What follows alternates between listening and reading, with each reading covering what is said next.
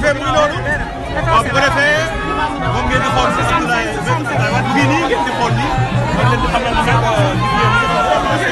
voilà mu ngi noonu oh après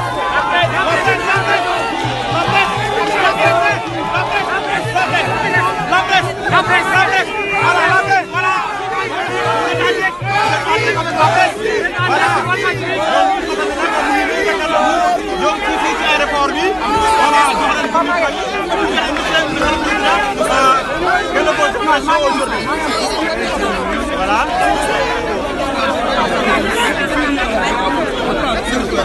Maître, pourquoi vous avez vu la paix?